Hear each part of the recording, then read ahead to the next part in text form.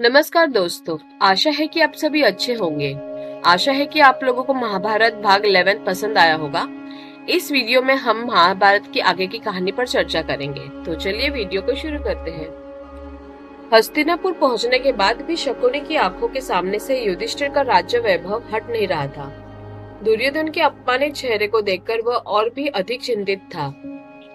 एक दिन अवसर देखकर उसने धृतराष्ट्र से कहा, जीजाश्री, जब से दुर्योधन इंद्रप्रस्थ से लौटा है वह अत्यंत चिंतित और दुखी दिखाई देते हैं। क्या आपने कभी उससे पूछा है कि ऐसा क्यों हो रहा है? नहीं शकुनी, मैंने नहीं पूछा। नेत्रहीन होने के कारण मैं उसकी चिंता देख भी कैसे सकता हूँ। धृतराष्ट्र चिंतित हो उठे। भ्राताश्री, आप ही उससे पूछिए कि उसकी चिंता का कारण क्या है।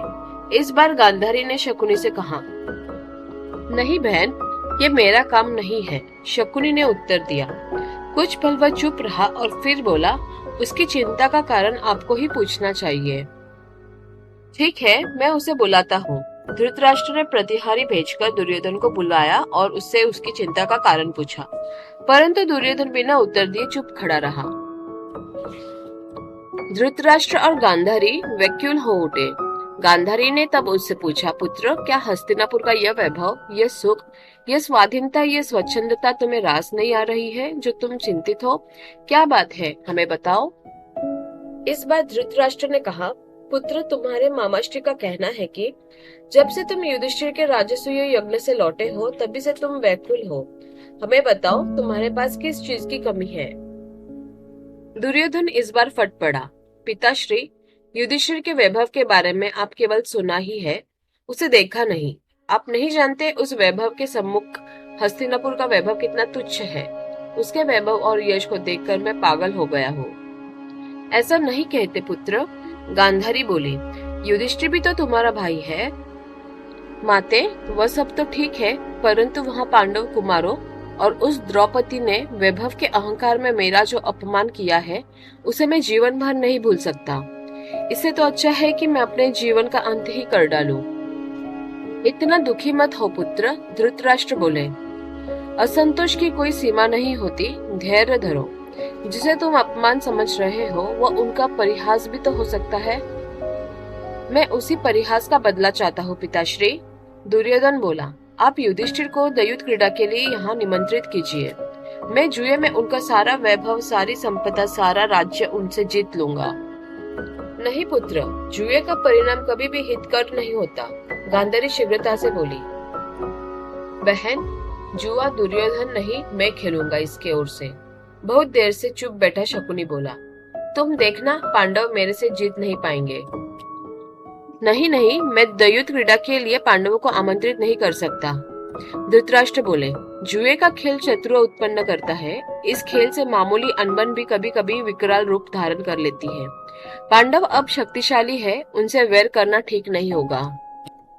पिताश्री, मैं भ्राताश्री युधिष्ठिर से किसी शत्रुता के लिए इस दयुत क्रीड़ा का आयोजन नहीं कर रहा हूँ। दुर्योधन ने कूटनीतिक चाल चलते हुए कहा, इससे हमारा संबंध प्रगाढ़ भी हो सकता है। इस पर भी यदि आपने युधिष्ठिर को दयुत क्रीड़ा के लिए निमंत्रण नहीं भेजा तो मैं इसी समय अपने प्राण त्याग दूंगा। धृतराष्ट्र और गांधारी का मन आशंका से कांप उठा। पुत्र प्रेम के सामने वे कमजोर पड़ गए। बोले, ठीक है, मैं विदुर से बात करके संदेश भेज दूंगा, तुम सभा मंडप तैयार कराओ। अपने पुत्र मोह में धृतराष्ट्र ने चौसर खेलने की अनुमति दे दी और सभा मंडप बनाने की आज्ञा दे डाली, किंतु विदुर से सलाह करना वे नहीं भूले। विदुर ने राजा धृतराष्ट्र को समझाया, भ्राताश्री, आपने दुर्योधन की बात मानकर उचित नहीं किया। इस दयुत क्रीड़ा से कुरुवंश के लोगों में मन मुटाव बढ़ेगा और व्यर्थ में झगड़े फसाद होंगे। अच्छा तो यही है, आप इस खेल को न होने दें। विदुर, भाग्य यदि अनुकूल हो तो इस खेल का भय नहीं मानना चाहिए। यदि भाग्य ही खोटा हो तो बात दूसरी है। अब तुम युधिष्ठिर के पास जाकर मेरी ओर से निमंत्रण दे आओ। विदुर ने फिर कुछ नहीं कहा और प्रणाम करके निकल गए। विदुर द्रुतगामी रथ पर सवार होकर इंद्रप्रस्थ पहुंचे। वहां युधिष्ठिर ने विदुर का यथोचित सत्कार किया। विदुर से कुशल मंगल पूछने के बाद युधिष्ठिर ने उनके आने का कारण पूछा। विदुर ने कहा, पुत्र, भ्राताश्री धृतराष्ट्र ने तुम्हें चौसर खेलने के लिए निमंत्रित किया है। वह तुम्हें आमंत्रित करते हैं और तुम्हें अपने भाइयों के साथ वहां चलना चाहिए और वहां चौसर खेलना चाहिए। काकाश्री, चौसर का खेल अनर्थ की जड़ है, फिर भी आप मुझे इसे खेलने के लिए कह रहे हैं? युधिष्ठिर ने पूछा। जानता हूँ पुत्र, किंतु मैं राजआज्ञा से बंधा हूँ, इसलिए आना पड़ा। अब तुम्हारी इच्छा, जाओ न जाओ। काकाश्री, मैं ताताश्री की आज्ञा का उल्लंघन नहीं करूंगा, युधिष्ठिर ने कहा। इससे उनका अपमान होगा। मैं सह परिवार दयुत क्रीड़ा के लिए आऊंगा। विदुर युधिष्ठिर का उत्तर लेकर चले आए। उचित समय पर युधिष्ठिर अपने परिवार के साथ चौसर खेलने हस्तिनापुर जा पहुंचे। दूसरे दिन सभा मंडप में चौसर का खेल प्रारंभ हुआ।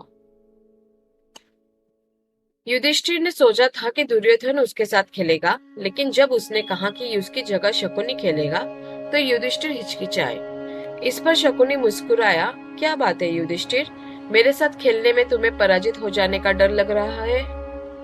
नहीं, ऐसा कोई बात नहीं है मामाश्री, मैं आपके साथ खेलूंगा, युधिष्ठिर ने तत्काल उत्तर दिया। खेल शुरू हुआ। सारा मंडप दर्शकों से खचाखच भरा था। द्रोण, भीष्म, कृपाचार्य, विदुर, धृतराष्ट्र और अन्य वयोवृद्ध नगरवासी वहां उपस्थित थे। पहले रत्नों की बाजी लगी, फिर सोने चांदी के खजानों की, उसके बाद रथों, हाथियों और घोड़ों की। तीनों दाव युधिष्ठिर हार गए। युधिष्ठिर ने अपने सेवकों को दांव पर लगाया, उन्हें भी वे हार गए। एक एक करके युधिष्ठिर अपना सारा राज्य ही हार गए। वे हारते जाते थे और फिर पुनः जीतने की लालसा में कुछ न कुछ दांव पर लगाते जाते थे। कौरव राजकुमार खुश हो रहे थे, जबकि पांडव मन मारकर बैठे थे। इसके बाद युधिष्ठिर ने एक एक करके अपने चारों भाइयों और खुद को भी दांव पर लगा दिया और हार गए। अब आपके पास क्या है जिसे दांव पर लगाएंगे? शकुनी ने हंसते हुए पूछा। इस बात पर सभा में शकुनी के शब्दों से हलचल मच गई। शकुनी खड़े होकर सभी को संबोधित किया और कहा, कृपया शांति बनाए रखिए। यह एक खेल है और इसमें एक जीतने वाला और एक हारने वाला होता है। ये पांडव अब दुर्योधन के गुलाम हैं, लेकिन एक आखिरी मौका बचा है। युधिष्ठिर दांव पर लगाकर अपना सारा साम्राज्य, अपने भाई और अपनी दौलत को एक ही झटके में वापस प्राप्त कर सकते हैं। वह क्या चीज है? मंडप में शोर उठा। द्रौपदी, शकुनी ने उच्च स्वर में कहा। जैसे ही शकुनी ने ऐसा कहा, सारी सभा को जैसे सांप सूंघ गया।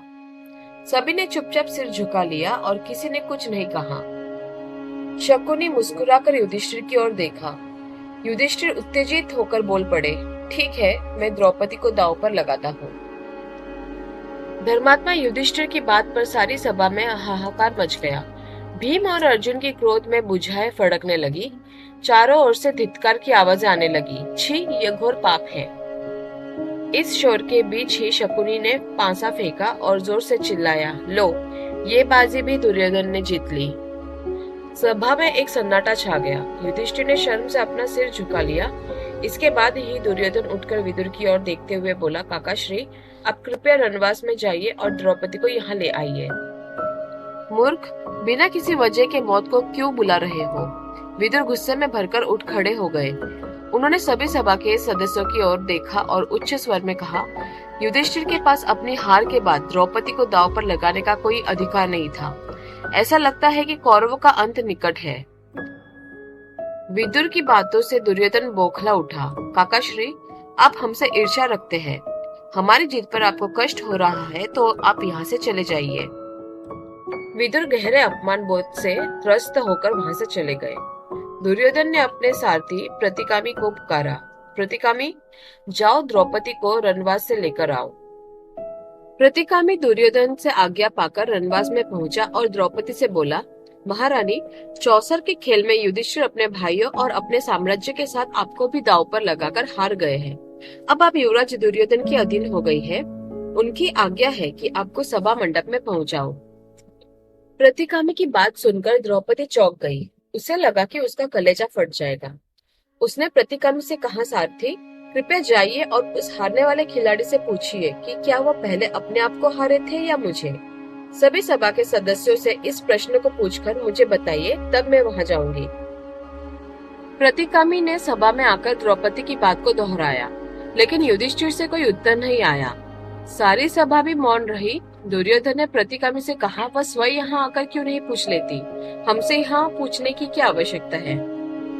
द्रौपदी ने इस बार भी प्रतिगामी को वापस भेज दिया और सभा मंडप में आने से साफ इनकार कर दिया। इस पर दुर्योधन क्रोध से भरकर चिल्लाया, दुशासन, उस घमंडी औरत को बालों से खींचकर यहाँ ले आओ।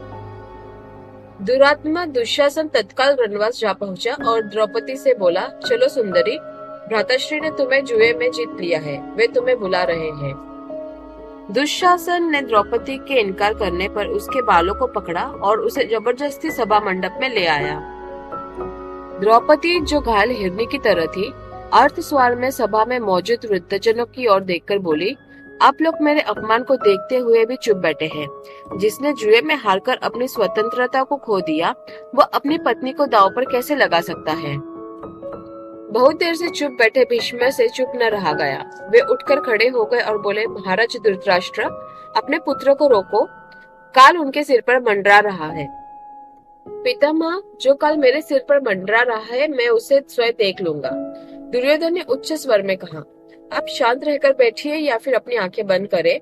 मैं कोई अन्याय नहीं कर रहा हूँ। मैं द्रौपदी को जीत लिया है और अब मैं उसके साथ जैसे मन चाहे वैसे व्यवहार करूंगा। भीष्म को पहली बार ये अनुभव हुआ कि कौरवों की सभा में उनकी बात का कोई महत्व नहीं था। उन्होंने अपमान का दुख झेलकर बैठ गए। तब दुर्योधन के भाई विकर्ण ने कहा, यह अन्याय है। द्रौपदी पांचों पांडव की पत्नी है। उसे एक भाई दांव पर लगाने का कोई अधिकार नहीं है। विकर्ण, तुम अभी बच्चे हो, कर्ण ने उसे टोका। जिस समय युधिष्ठिर अपनी सारी संपत्ति हार गए, तब द्रौपदी भी हारी मानी जाएगी। इसके सारे आभूषण अब दुर्योधन के हैं। हाँ, मित्र कर्ण ठीक कहता है। दुर्योधन हंसा। इसके सभी आभूषण और वस्त्रों को उतार लो दुशासन। दुशासन आगे बढ़ा। तभी भीम उठकर चिल्लाया, दुशासन, तूने जिस हाथों से द्रौपदी के केश पकड़े हैं, मैं इन्हें जड़ से उखाड़ डालूंगा। भीम को क्रोधित होते देख युधिष्ठिर ने उसे रोका। शांत हो जाओ भीम, यदि इस समय हमने क्रोध किया तो हमारा धर्म नष्ट हो जाएगा। युधिष्ठिर ने बुद्धिमानी से अपने भाइयों को शांति बनाए रखने की सलाह दी, लेकिन इसी समय दुशासन ने द्रौपदी की साड़ी को पकड़कर खींच लिया। द्रौपदी ने आर्तवाणी से परमेश्वर को पुकारा, हे जगदीश्वर, हे परमेश्वर, मेरी रक्षा करो। तब सभी सभा में एक अद्वितीय चमत्कार देखा। दुशासन द्रौपदी के वस्त्र को पकड़कर खींच रहा था और वस्त्र जैसे जैसे खींचा जाता था, वह बढ़ता जाता था। सभा मंडप में वस्त्रों का स्तूप उभर गया, लेकिन साड़ी की लंबाई कम नहीं हुई। खींचते खींचते दुशासन पसीने से भीग गए। दिव्य चमत्कार को देखकर सभी सभा में आश्चर्य हो गए और तब भीम फिर उठकर क्रोध से भरकर बोले, सबको यह सुनना चाहिए। मैं शपथ खाकर कहता हूँ कि जब तक इस पापी दुशासन की छाती को चीरकर मैं इसके गर्म रक्त से अपनी प्यास नहीं बुझा लूंगा, तब तक मैं इस संसार को त्यागने का निश्चय नहीं करूंगा। भीम की प्रतिज्ञा से सभी सभा कांप उठी। धृतराष्ट्र ने स्थिति को संभालने के लिए द्रौपदी को अपने पास बुलाया और सांत्वना दी। पुत्री, कृपया मेरे पुत्रों की दुष्टता को क्षमा कर दे। युधिष्ठिर एक अजात शत्रु है और वो बड़े उदार है। दुर्योधन की बड़ी कुचाल को भी वो क्षमा कर देगा। तुम अपने राज्य, संपत्ति और सब कुछ अपने पास रखो और इंद्रप्रस्थ की ओर लौट जाओ। सुख से रहो, जाओ। धृतराष्ट्र की मीठी बातों से पांडवों का क्रोध शांत हो गया। वे सभी विदा लेकर इंद्रप्रस्थ लौट आए। दुर्योधन ने अपने अपमान का प्रतिशोध एक प्रकार से लिया, इसलिए वह चुप रहा। तो ये था महाभारत सीरीज का 12th वीडियो पार्ट। जल्दी 13th पार्ट लेकर आएंगे। इस वीडियो को देखने के लिए धन्यवाद। प्लीज लाइक, शेयर और सब्सक्राइब जरूर कीजिए। आपका दिन मंगलमय हो।